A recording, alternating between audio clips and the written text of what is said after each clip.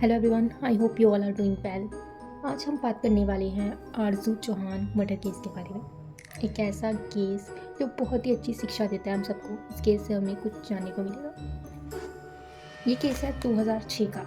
आरजू चौहान जो कि एक राजपूत फैमिली से बिलोंग करती थी, ये दिल्ली यूनिवर्सिटी के लक्ष्मीबाई कॉलेज में पढ़ा करती थी। आरजू बहुत ही सिंपल सी लड़की थी और उसका एक सिंपल सा रूटीन था। 9 बजे कॉलेज जाती थी और 2 बजे घर वापस आ जाती थी। हुआ ये कि 2 फरवरी 2016 को आरजू सुबह हर रोज़ की तरह 9 बजे कॉलेज गई, पर शाम हो गई और घर वापस नहीं आई। जब उसके रोज़ के टाइम, जिस टाइम वो घर आती थी, वो टाइम जब बीत गया तो उसकी फैमिली को टेंशन हुई कि अभी तक घर आई क्यों नहीं आरजू। उन्होंने इधर उधर ढूंढा बट आरजू नहीं मिली।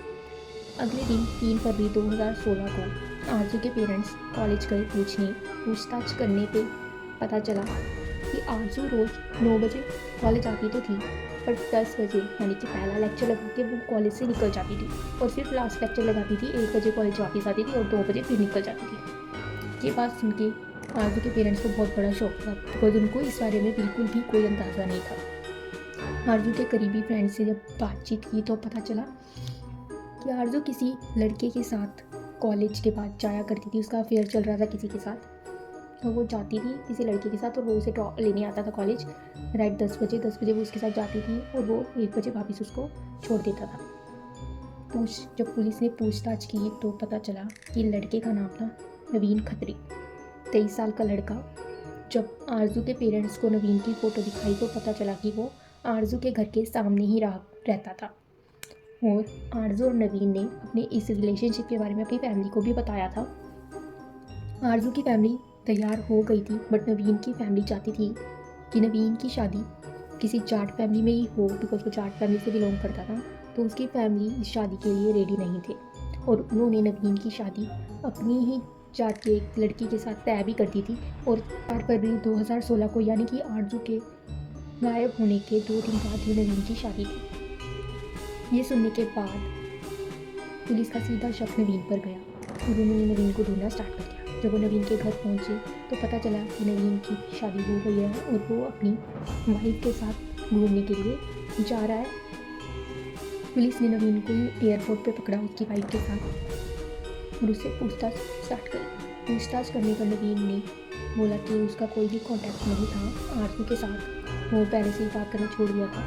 पर जब पुलिस ने उसको सबूत दिखाई और सख्ती से उससे पूछताछ की तो नवीन ने कुछ ऐसे खुलासे किए जिसे सुनकर सभी हैरान थे। नवीन ने बताया कि नवीन भी उसकी फैमिली ने जो लड़की चूज़ की थी उसके साथ ही शादी करना चाहता था, बट आरजू उसके पीछे पड़ी थी। इसलिए 2 फरवरी को वो आरजू से मिला था। वो कार में उसकी शादी के कार्ड बांटने के लिए निकला था और आरजू को उसने पिक किया था बात करने के लिए। रास्ते में उनका इसी बात पर झगड़ा हुआ और उसने आरजू का उसी के दुपट्टे से गला दबाकर उसको जान ले ली। जब आरजू मर गई थी तो नवीन के लिए बहुत बड़ा चैलेंज था कि अब उसकी लाश के साथ वो क्या करेगा। उसने पहले आरजू की लाश एक जंगल में लेकर गया, वहाँ उसे जलाने की कोशिश की, पर वो लाश आसानी से जल नहीं रही थी। तो नवीन ने उसकी लाश को अपनी कार की बैक सीट पे रखा और उसी के साथ वो अपनी शादी के कार्ड बांटता रहा। रात को बहुत सोचने के बाद उसने तय किया कि वो उसकी लाश को अपने 4 मंजिला घर में ही रखेगा। पूरी रात इधर उधर काट कर नवीन सुबह 5 बजे अपने घर आया। क्योंकि आरजू की लाश बहुत भारी हो गई थी तो अपने ही घर के पास कबाड़ी की शॉप पर काम करने वाले एक लड़के को कुछ पैसे देकर नवीन उसे अपने साथ लेकर आया और उसकी मदद से उसने आरजू की लाश को अपने ही रूम के वेंटिलेशन सेल्फ पर छुपाया। उसी के घर में आरजू की लाश थी। उसकी लाश की बदबू को छुपाने के लिए नवीन लगातार घर में परफ्यूम छिड़कता रहता था। उसकी फैमिली को शक नहीं हुआ, उन्हें लगा कि अपनी शादी की खुशी में नवीन ऐसे कर रहा है। शादी के बाद नवीन अपनी वाइफ को उसी रूम में लेकर आया जहाँ पर उसने आरजू की लाश छुपाई हुई थी। इस खुलासे के बाद जब पुलिस नवीन के घर गई तो उन्होंने वहाँ से आरजू की लाश बरामद की और साथ ही 100+ परफ्यूम बॉटल्स उसके घर से निकली जो उसने पिछले 2 दिनों में इस्तेमाल की थी ताकि किसी को आरजू की लाश की बदबू ना आए। ये सब कुछ हुआ आरजू के अंधे प्यार की वजह से। उसने इतना इतना यकीन कर लिया था एक लड़के पर कि उसके लिए अपनी फैमिली को छोड़ने के लिए भी बहुत तैयार थी। तो कैसा लगा आपको ये केस? कमेंट करके ज़रूर बताइएगा। Stay safe. Thank you.